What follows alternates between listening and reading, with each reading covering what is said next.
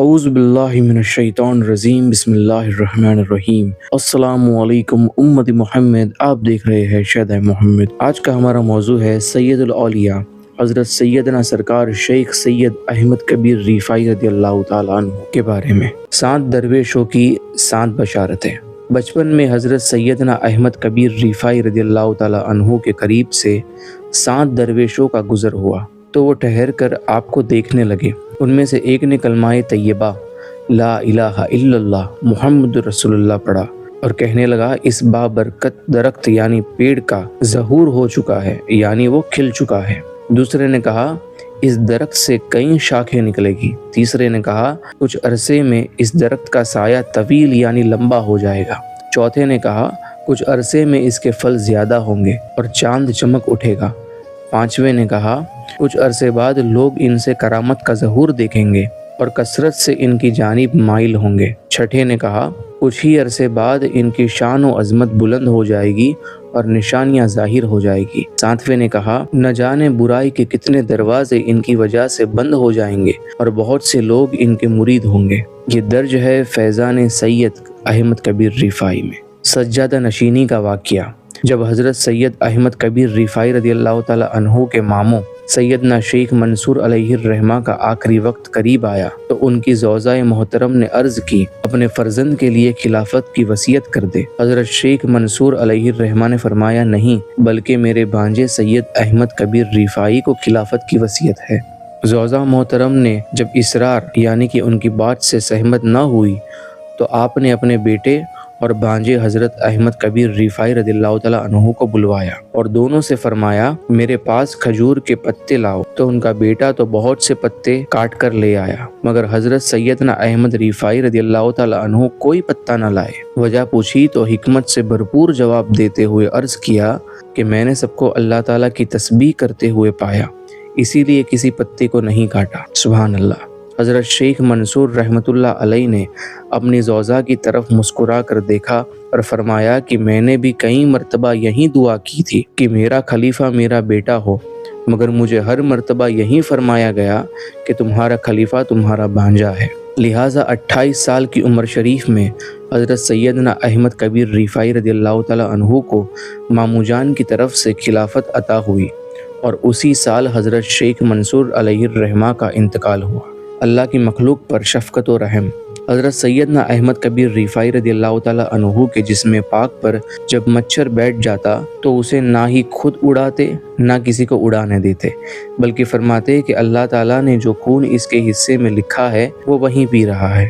اور جب آپ دھوپ میں چل رہے ہوتے اور کوئی تیڑ آپ کے کپڑوں میں شایادار یعنی چھاؤں والی جگہ پر بیٹھ جاتی تو آپ اسی جگہ ٹھہرے رہتے اور فرماتے کہ اس نے ہم سے سایہ یعنی چھاؤں حاصل کی ہے۔ اسی طرح جب آپ کے کرتے شریف کی آستین پر بلی سو جاتی اور نماز کا وقت ہو جاتا تو آستین کو کاٹ دیتے، مگر بلی کو نہ جگاتے اور نماز سے فارغ ہونے کے بعد آستین کو دوبارہ سی لیتے۔ ایک مرتبہ آپ نے ایک خارس جدہ یعنی کھجلی والے کتے کو دیکھا جسے بستی والوں نے بھگا کر نکال دیا تھا۔ آپ اسے جنگل میں لے گئے اور اس کے لیے شائبان یعنی چھت بنائی اور اسے کھلاتے پلاتے اور ہر طرح سے اس کا خیال رکھتے، حتیٰ کہ آپ کی بھرپور توجہ کے نتیجے جب وہ تندرست ہو گیا تو آپ نے اسے گرم پانی سے نہلا کر اجلا کر دیا۔ بیمار اور اپاہجوں کی خدمت۔ حضرت سیدنا احمد کبیر رفاعی رضی اللہ تعالیٰ عنہ کا یہ بھی معمول تھا کہ مریضوں اور اپاہجوں کے پاس جاتے اور ان سے ہمدردی بھرا سلوک کرتے، ان کے کپڑے دھوتے، ان کے سر اور داڑھیوں سے میل صاف کرتے، ان کے پاس کھانا لے جاتے اور ان کے ساتھ مل کر کھاتے اور بطور عاجزی ان سے دعا کرواتے۔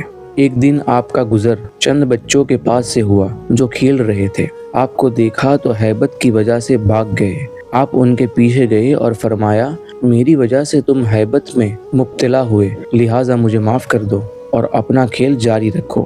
جب آپ گاؤں کے کسی شخص کی بیماری کا سنتے تو اس کے پاس جا کر اس کی خبر پوچھتے، اگرچہ راستہ کتنا ہی دور کیوں نہ ہوتا، اور کبھی کبھار جانے آنے میں 1-2 دن لگ جاتے۔ کبھی یوں بھی ہوتا کہ آپ راستوں پر کھڑے ہو کر نابینوں یعنی اندھے لوگوں کا انتظار کرتے، اگر کوئی مل جاتا تو اسے ہاتھ پکڑ کر منزل تک پہنچا دیتے۔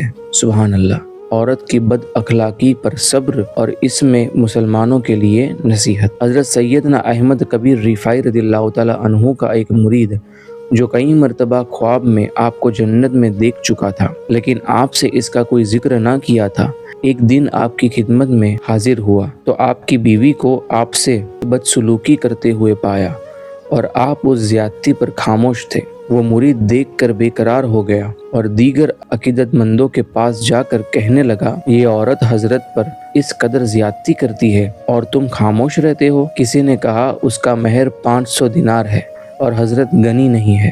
وہ آدمی گیا اور 500 دینار لے کر حضرت احمد کبیر رفاعی رضی اللہ تعالیٰ عنہ کی خدمت میں پیش کر دیا۔ آپ نے فرمایا، یہ کیا ہے؟ عرض کی، اس عورت کا حق مہر ہے جو آپ کے ساتھ برا سلوک کرتی ہے۔ آپ نے مسکرا کر فرمایا، اگر میں اس کی بد زبانی اور بد سلوکی پر صبر نہ کرتا تو کیا تم مجھے جنت میں دیکھ پاتے؟ حضور سیدنا سرکار غوث اعظم رضی اللہ تعالیٰ عنہ کا ادب۔ امام اہل سنت سرکار اعلیٰ حضرت امام احمد رضا خان فاضل بریلوی رضی اللہ تعالیٰ عنہ فتویٰ رضویہ شریف میں حضرت خضر مصلی رحمۃ اللہ علیہ کا واقعہ بیان فرماتے ہیں کہ ایک روز حضرت خضر مصلی رحمۃ اللہ علیہ سرکار غوث اعظم رضی اللہ تعالیٰ عنہ کے حضور حاضر تھے۔ ان کے دل میں آیا کہ حضرت شیخ احمد کبیر رفاعی رضی اللہ تعالیٰ عنہ کی زیارت کروں۔ حضور سرکار غوث پاک نے فرمایا، کیا شیخ احمد کبیر رفاعی کو دیکھنا چاہتے ہو؟ عرض کی، ہاں۔ حضور غوث پاک رضی اللہ تعالیٰ عنہ نے تھوڑی دیر سر مبارک جھکایا، پھر انہوں نے فرمایا، اے خضر، لو یہ ہے شیخ احمد۔ اب جو دیکھا احمد رفاعی کو سرکار غوث پاک کے ایک دم پاس ان کے پہلو میں بیٹھا ہوا پایا اور ان کو دیکھا کہ روابدار شخص ہے۔ وہ کھڑے ہوئے اور انہیں سلام کیا۔ اس پر حضرت احمد کبیر رفاعی رضی اللہ تعالیٰ عنہ نے ان سے فرمایا، اے خضر، وہ جو شیخ عبد القادر کو دیکھے جو تمام اولیاء کے سردار ہے، وہ میرے دیکھنے کی تمنا کیوں کرتا ہے؟ میں تو انہی کے ماتحت ہوں، یعنی غلاموں میں سے ہوں۔ یہ فرما کر حضرت خضر کی نظروں سے اوجھل ہو گئے۔ پھر حضور غوث پاک رضی اللہ تعالیٰ عنہ کے وصال شریف کے بعد بغداد شریف میں حضرت احمد کبیر رفاعی رضی اللہ تعالیٰ عنہ کی زیارت کو عبیدہ گئے۔ دیکھا کہ وہیں شیخ تھے جن کو حضرت خضر نے اس دن حضرت غوث اعظم رضی اللہ تعالیٰ عنہ کے پہلو میں دیکھا تھا۔ حضرت احمد کبیر رفاعی رضی اللہ تعالیٰ عنہ نے فرمایا، اے خضر، کیا پہلی زیارت و ملاقات تمہیں کافی نہ تھی؟ حضرت سیدنا احمد کبیر رفاعی رضی اللہ تعالیٰ عنہ کا بہرے بھی کلام سن لیتے۔ حضرت سید احمد کبیر رفاعی رضی اللہ تعالیٰ عنہ کی عادت مبارکہ تھی کہ آپ بیٹھ کر بیان فرمایا کرتے تھے۔ آپ کی آواز دور والے بھی اسی طرح سنتے تھے جتنا کہ قریب والے، حتیٰ کہ آس پاس کی بستی والے اپنی چھتوں پر بیٹھ کر آپ کا بیان سنتے اور انہیں ایک ایک لفظ صاف صاف سنائی دیتا۔ جب بہرے آپ کی خدمت میں حاضر ہوتے تو اللہ تعالیٰ احمد کبیر رفاعی کی گفتگو سننے کے لیے ان کے کان کھول دیتا۔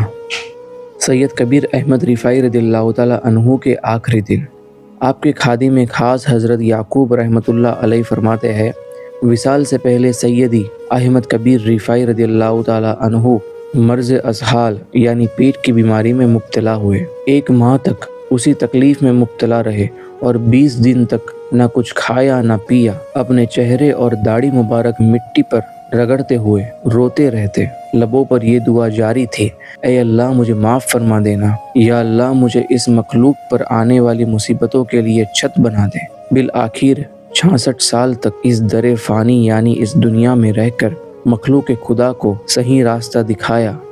ہدایت کا کام سر انجام دینے کے بعد بروز جمعرات 22 جمادی الاخر 578 ہجری باوقت ظہر آپ نے اس عالم فنا سے عالم بقا کا سفر اختیار کیا۔ انا للہ و انا الیہ راجعون۔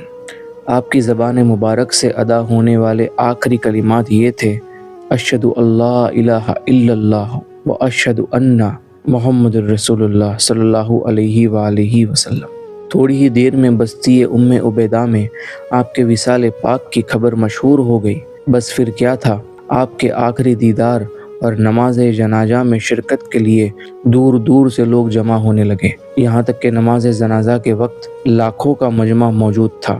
بعد نماز جنازہ خانقاہ عبیدہ ہی میں آپ کی تدفین کی گئی، وہیں آپ کا مزار اقدس ہے۔ وصال کے بعد حاجت روائی۔